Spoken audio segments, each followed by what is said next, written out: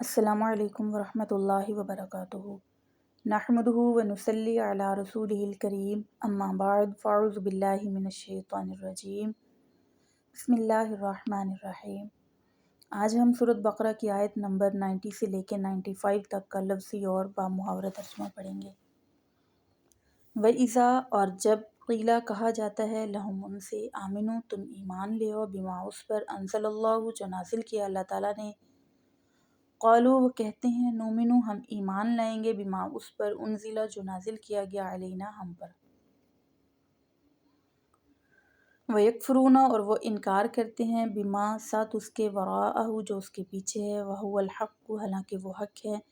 مصدقا لما وہ تصدیق کرنے والا ہے، معہم جو ان کے پاس ہے، یعنی کہ اس کی بھی تصدیق کرنے والا ہے جو ان کے پاس ہے۔ قل کہہ دیجئے، فلیما تو کیوں، تقتلون تم قتل کرتے رہے ہو، انبیاء اللہ اللہ کے پیغمبروں کو،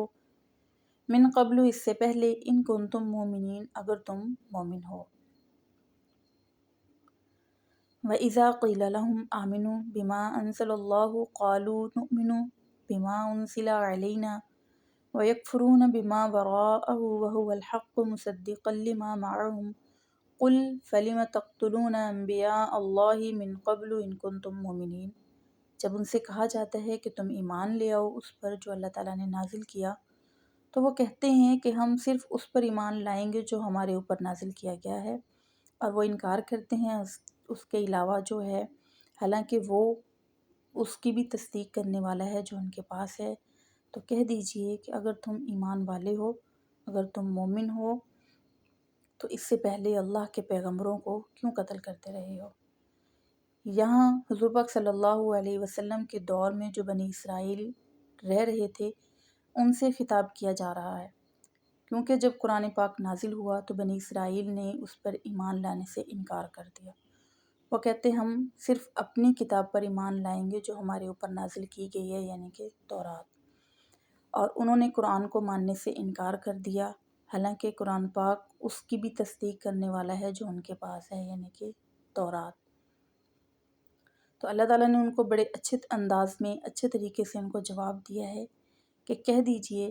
کہ اگر تم مومن ہو، اگر تم اپنی تورات پر ایمان رکھنے والے ہو، تو پھر اس سے پہلے پیغمبروں کو، اللہ کے نبیوں کو کیوں قتل کرتے رہے ہو۔ وَلَقَدْ تحقیق جاءکم آئے تمہارے پاس، موسیٰ بالبینات واضح نشانیوں کے ساتھ، ثم اتخذتم العجل پھر تم نے بچڑے کو معبود بنا لیا، من بعدہ اس کے بعد، وانتم اور تم تھے، ظالمون ظالم۔ وَلَقَدْ جَاءَكُم مُوسَىٰ بِالْبَيِّنَاتِ ثُمَّ اتَّخَذْتُمُ الْعِجْلَ مِن بَعْدِهِ وَأَنتُمْ ظَالِمُونَ۔ اور جب تمہارے پاس موسیٰ واضح نشانیاں لے کر آئے، اس کے باوجود تم نے بچڑے کو معبود بنا لیا اور تم ظالم ہو۔ واضح نشانیوں سے مراد یہ ہے کہ جب موسیٰ علیہ السلام نے، حضرت موسیٰ علیہ السلام نے اپنے عصا کو پتھر پر مارا تو 12 چشمے پھوٹ پڑے۔ جب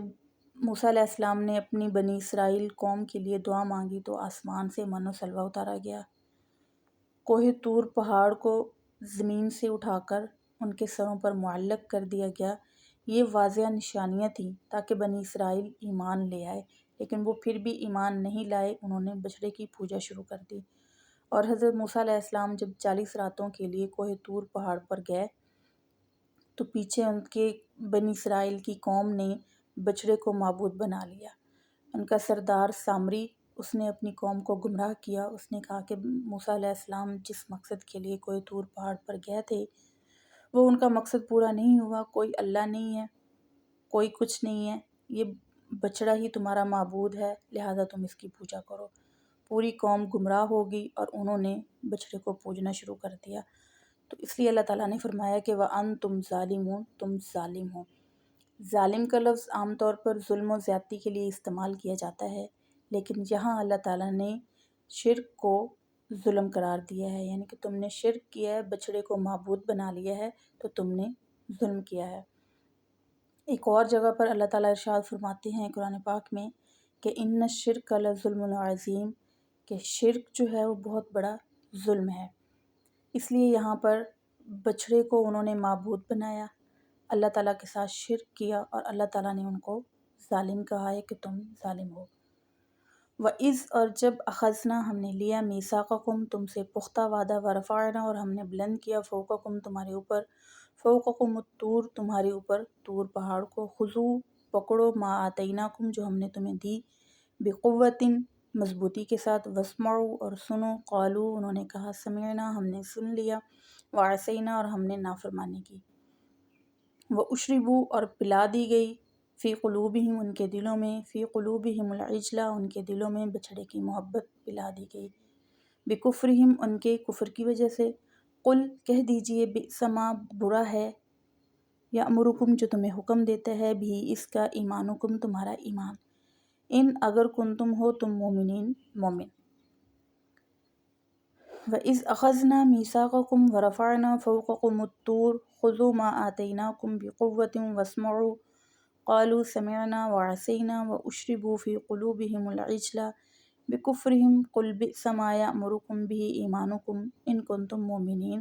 اور جب ہم نے تم سے پختہ عہد لیا اور کوہ طور پہاڑ کو تمہارے سروں پر بلند کیا اور ہم نے کہا کہ اسے مضبوطی کے ساتھ پکڑ لو یعنی کہ تورات کو مضبوطی کے ساتھ پکڑ لو اس کو سنو اور اس کے احکامات پر عمل کرو تو بنی اسرائیل نے کہا کہ ہم نے سن لیا اور ہم نے اس کی نافرمانی کی اور بچھڑے کی محبت ان کے دلوں میں پلا دی گئی ان کی نافرمانی کی وجہ سے کہہ دیجئے کہ کتنا برا ہے جو تمہیں حکم دیتا ہے تمہارا ایمان تمہیں برائی کا حکم دیتا ہے ان کنتم مومنین اگر تم ایمان والے ہو قل کہہ دیجئے ان اگر کانت لکم ہے تمہارے لیے الدار الآخرتی آخرت کا گھر عند اللہ اللہ کے پاس خالصتاً خاص تمہارے لیے من دون الناس لوگوں کے علاوہ فتمنوا الموت تو تم موت کی تمنا کرو ان کنتم صادقین اگر تم سچے ہو قل ان کانت لکم الدار الآخرۃ عند اللہ خالصۃ من دون الناس فتمنوا الموت ان کنتم صادقین کہہ دیجئے اگر تمہارے لیے آخرت میں کوئی گھر ہے اللہ کے پاس یعنی کہ لوگوں کے علاوہ اللہ کے پاس تمہارے لیے کوئی خاص گھر ہے تو تم موت کی تمنا کر سکتے ہو اگر تم سچے ہو وَلَن اور ہرگز نہیں وَلَن يَتَمَنَّوْهُ اور وہ ہرگز نہیں تمنا کریں گے اس کی ابداً کبھی بھی بما بوجہ اس کے قدمت جو انہوں نے آگے بھیجا ایدیہم ان کے ہاتھوں نے اللہ اور اللہ تعالیٰ علیم خوب جاننے والا ہے بالظالمین ظالموں کو وَلَن يَتَمَنَّوْهُ أَبَدًا بِمَا قَدَّمَتْ أَيْدِيهِمْ وَاللَّهُ عَلِيمٌ بِالظَّالِمِينَ اور وہ ہرگز نہیں تمنا کریں گے کبھی بھی اس کی کہ جو انہوں نے یا ان کے ہاتھوں نے جو آگے بھیجا وہ اور اللہ تعالیٰ ظالموں کو خوب جاننے والا ہے وَمَا عَلَيْنَا إِلَّا الْبَلَاغُ الْمُبِينُ